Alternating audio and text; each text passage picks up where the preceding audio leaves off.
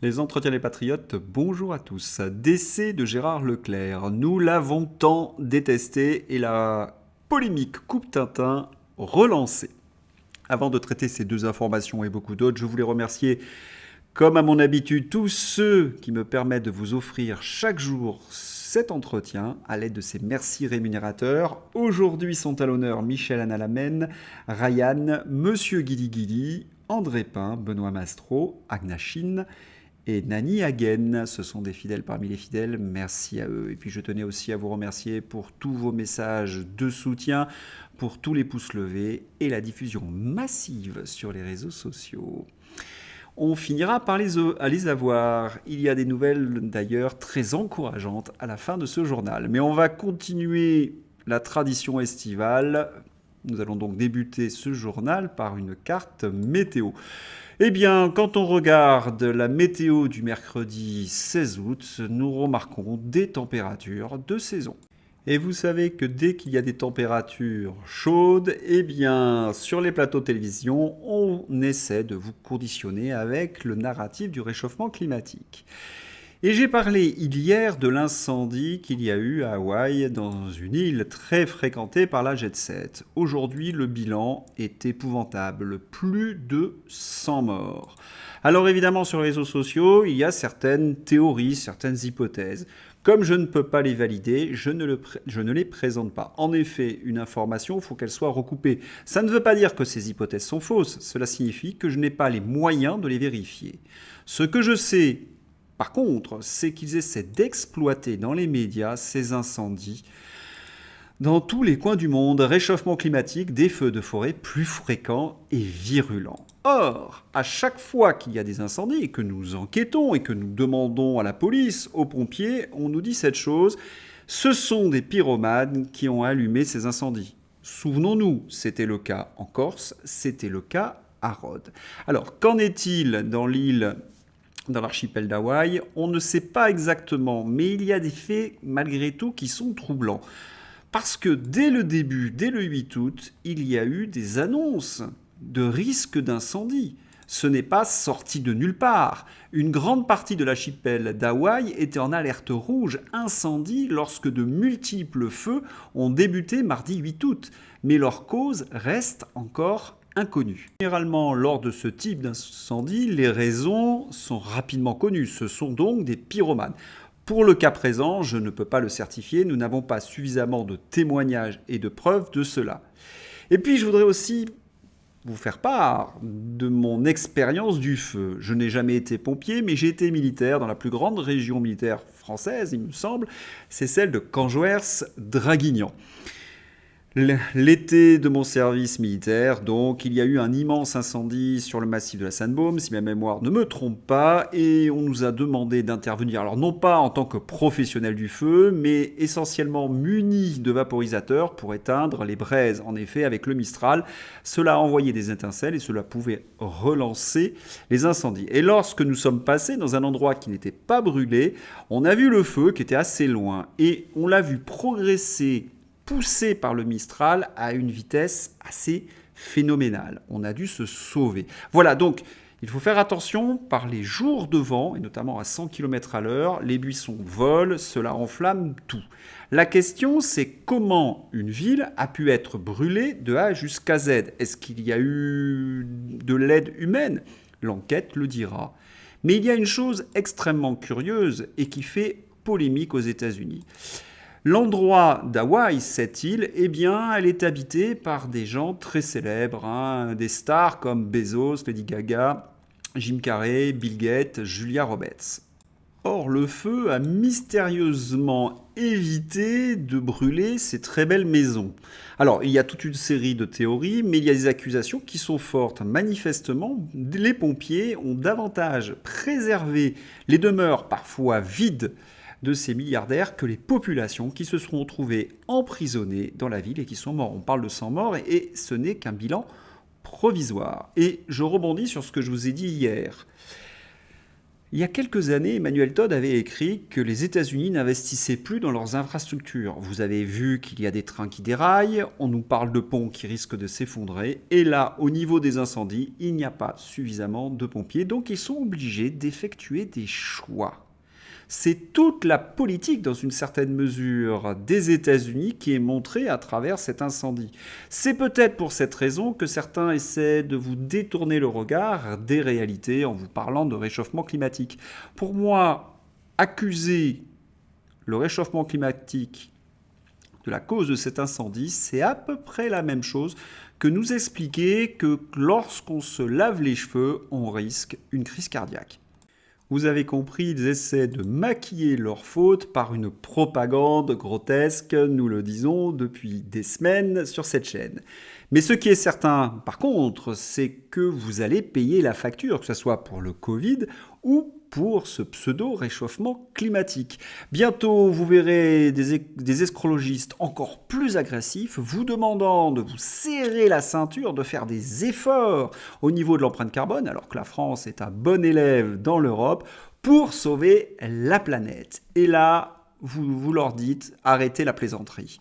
Sur le climat, la Chine suivra sa voie et ne suivra aucun accord international. Voilà, je crois qu'à partir de là, les écologistes devraient aller se cacher.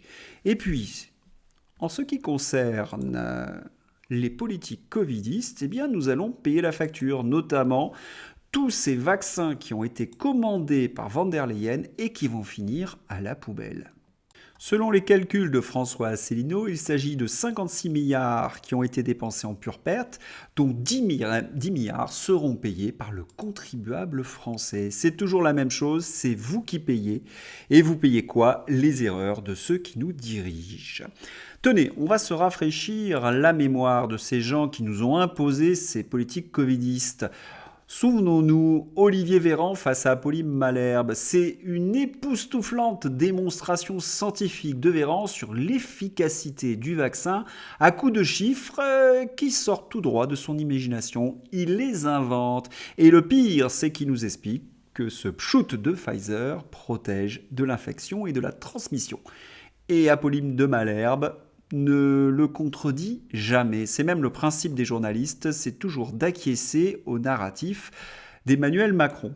Et c'est ce même Olivier Véran, dans une scène rendue très fameuse, « C'est ça la réalité de nos hôpitaux. Si vous ne voulez pas l'entendre, sortez d'ici. C'est ça la réalité de nos hôpitaux. C'est ça la réalité de nos hôpitaux. » C'est Olivier Véran, ministre de la Santé, qui s'est emporté contre les députés. Tiens, la réalité de nos hôpitaux, après le passage d'Olivier Véran et de nombreux autres, évidemment, ministres de la Santé, elle est là dans la visite du nouveau ministre de la Santé, Aurélien Rousseau.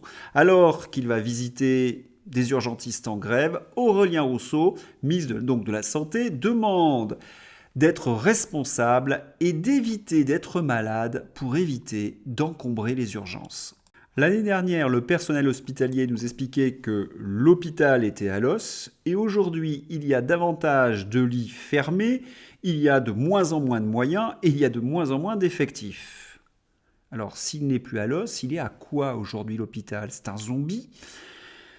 Les infirmiers nous expliquent, et notamment ceux qui travaillent aux urgences, qu'ils font des semaines de plus de 70 heures, qu'ils n'acceptent plus de trier les patients, ils n'acceptent plus que certains attendent dehors. Et la seule réponse du ministre, ne tombez pas malade. Je crois qu'on ne peut pas faire pire, et cela nous rappelle donc la phrase d'Olivier Véran, c'est ça la réalité de nos hôpitaux, c'est ça la réalité du macronisme. Et si ce macronisme a pu perdurer aussi longtemps, c'est qu'il y a des journalistes qui l'ont défendu bec et ongle, qui ont justifié toutes ces mesures. Gérard Leclerc était un de ces journalistes de la presse aux ordres. Alors évidemment, quand quelqu'un nous quitte, il y a la politesse qui fait qu'on présente ses condoléances. Gérard Leclerc pensait à sa famille, ce grand journaliste était un homme sympathique et attaché à la liberté d'opinion. Gabriel Cluzel, que Gérard Leclerc repose en paix. Je n'étais presque jamais d'accord avec lui, mais il était courtois et ouvert au débat, de qualité fort rare et précieuse. On a l'impression que dans leurs condoléances, il y a quand même un service minimum.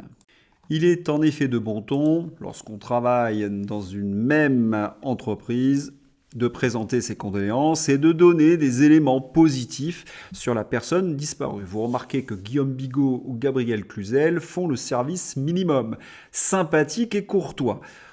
Autrement dit, il laisse passer quand même pas mal d'éléments. Et nous connaissons Gérard Leclerc, nous l'avons tant détesté. C'était à nos yeux l'archétype du journaliste de la presse aux ordres.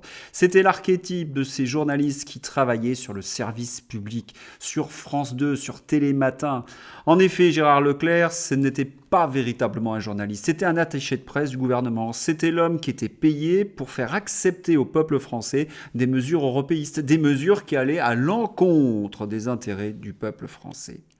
Et on se souvient de Gérard Leclerc débattant avec Charlotte Dornelas.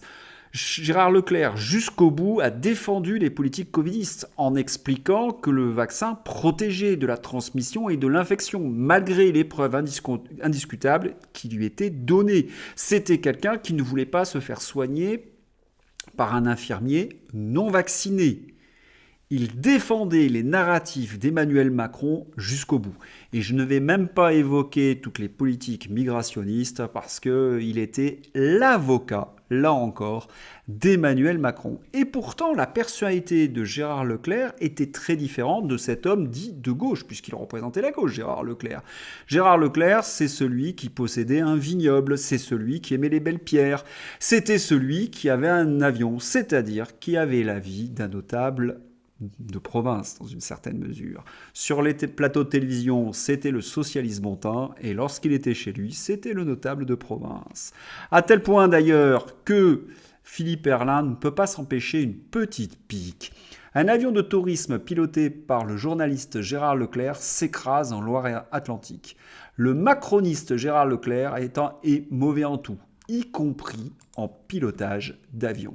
Et Philippe Herlin se justifie, c'est bien Gérard Leclerc qui pilotait l'avion, il est donc responsable de la mort de 3 personnes, dont une parente de René Monory.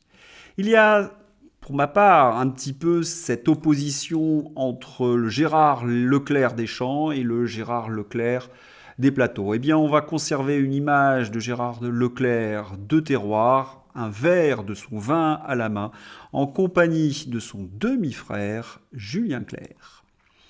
On va changer de sujet, nous allons à Moscou où Shoigu, le ministre russe de la Défense, a estimé que les ressources de l'armée ukrainienne étaient quasi épuisées au moment où Kiev, depuis juin, menait une contre-offensive éreintante. Pour reprendre selon les termes du Figaro, les territoires occupés par Moscou.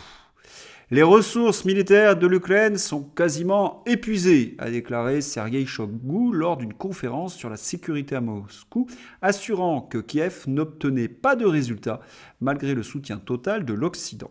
Sergueï Shoigu a aussi remercié les soldats russes qui luttent sur le champ de bataille contre le néonazisme, contre le régime bandériste de Zelensky. Alors vous imaginez que de tels propos ont suscité le débat sur LCU, ils ont expliqué, tous ces experts de plateau, que les Ukrainiens avaient suffisamment de matériel. Vraiment, nous avons des indices qui prouvent que Shoigu a tout à fait raison. En effet, c'est la première fois que nous voyons des blindés de la 82e BAA sur le front de Zaporijjia. C'est selon les experts la brigade la plus puissante qui était laissée en réserve pour exploiter une percée des lignes de défense russes, mais depuis quelques semaines, elle était gardée en réserve en cas de percée des troupes russes. C'est-à-dire que s'ils font monter cette 82e, c'est qu'il n'y a plus du tout de réserve et que les Russes sont en train d'avancer, qu'ils sont en train de percer. Est-ce qu'on va assister à un effondrement de l'armée russe ? C'est l'avenir qui nous le dira. En tous les cas, ce que je vous ai présenté est confirmé par Hervé Carès. Front Nord, les forces russes dans leur avancée vers Kupiansk, après Sinovka située au nord, sont arrivées aujourd'hui en périphérie de Petropavlovka, à l'est de Kupiansk. Des combats sont en cours pour le contrôle de cette localité. Et face à toutes ces mauvaises nouvelles, comment réagissent les Ukrainiens ? Eh bien, ils commencent à demander des comptes à Volodymyr Zelensky. Et ce dernier est obligé de lâcher du lest. Regardez le titre du journal Le Monde. Volodymyr Zelensky limoge tous les responsables du recrutement des soldats en Ukraine. En baisse dans les sondages, le président ukrainien a engagé une purge dans l'armée sur fond d'affaires de corruption et d'une contre-offensive aux résultats décevants. Et oui, résultats très décevants même. Vous vous souvenez de toutes ces vidéos où des sergents recruteurs attrapaient des jeunes garçons des classes populaires pour les jeter sur le front où leur espérance de vie était très limitée. Et les classes les plus favorisées, eh bien, comme ils avaient de l'argent, ils achetaient ces sergents recruteurs et ils pouvaient aller faire la fête à Kiev ou dans les autres capitales européennes. Avec ce genre de nouvelles, on comprend que Zelensky, petit à petit, est poussé vers la sortie.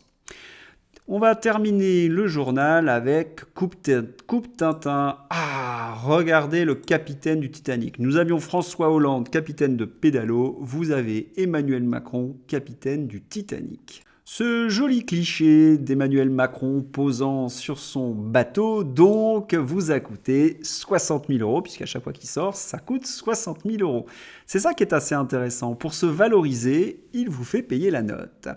Mais ce n'est pas de cela dont il s'agit. Il se trouve que les réseaux sociaux de nouveau frémissent sur Brigitte Macron.